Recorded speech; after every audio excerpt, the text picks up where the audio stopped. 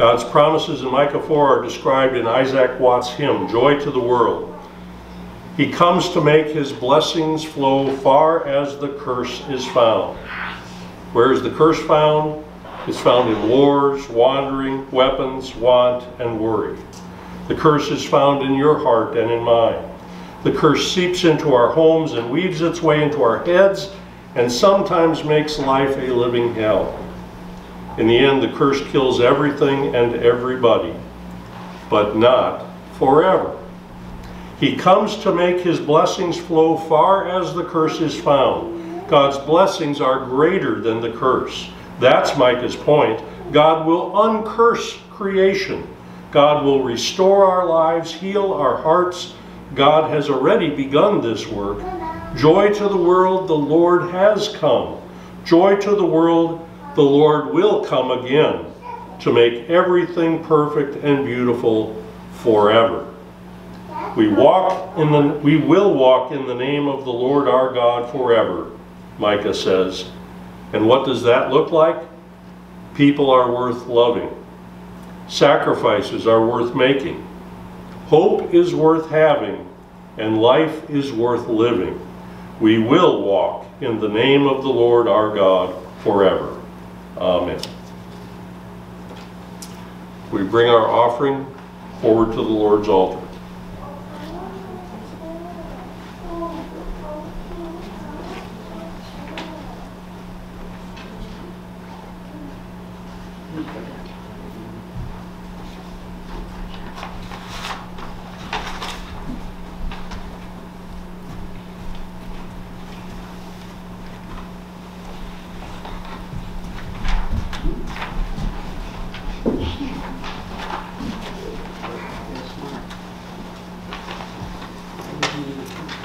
We continue with the prayers of the church. We see our mighty God in the most unlikely places, a child in a stable, a man upon a cross, the risen one bursting forth from an empty tomb. May God hear our prayers because of Christ Jesus. Creator God, stretch out your hand in healing and protection over all that you have made. Lord, in your mercy.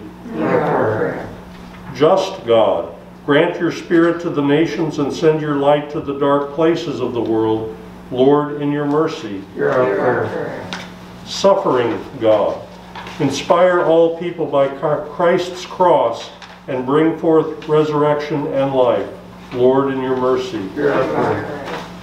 Saving God, sustain all who suffer and release those imprisoned by pain or disease. Lord, in your mercy. Renewing God, take us and empower us to live according to your will, making us shine with the love of Jesus. Lord, in your mercy.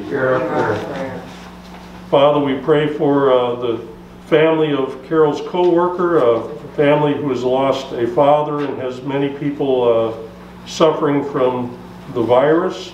We pray for my brother and his upcoming surgery.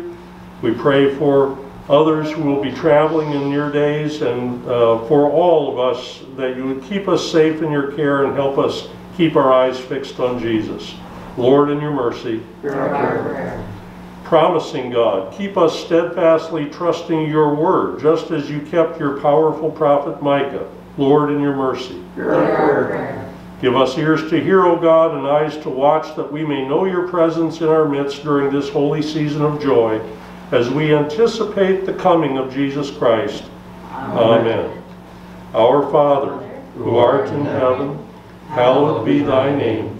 Thy kingdom come, thy will be done, on earth as it is in heaven. Give us this day our daily bread, and forgive us our trespasses, as we forgive those who trespass against us. And lead us not into temptation, but deliver us from evil. For thine is the kingdom, and the power, and the glory, forever and ever. Amen. No God is like our God, the Father, Son, and Holy Spirit, pardoning iniquity and passing over transgression. He does not stay angry forever, because he delights in steadfast love. He cast our sins into the depth of the sea. God's fierce judgment His way to final grace. We sing hymn 349, Hark the Glad Sound.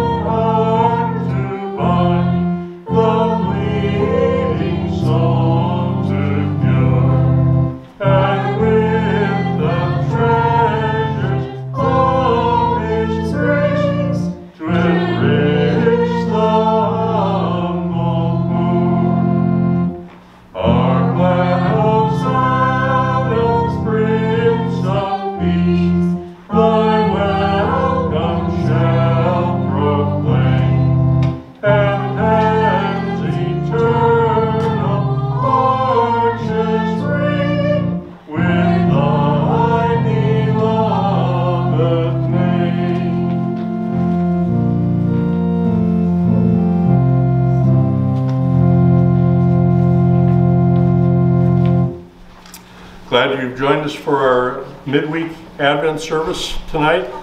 We had a couple glitches in the middle of recording between memory cards and battery. Sorry about that, but we'll try to avoid that in the future. God bless and keep you as we go through this time. I read something today that said really the Christian life, the whole of Christian life is Advent. He's coming.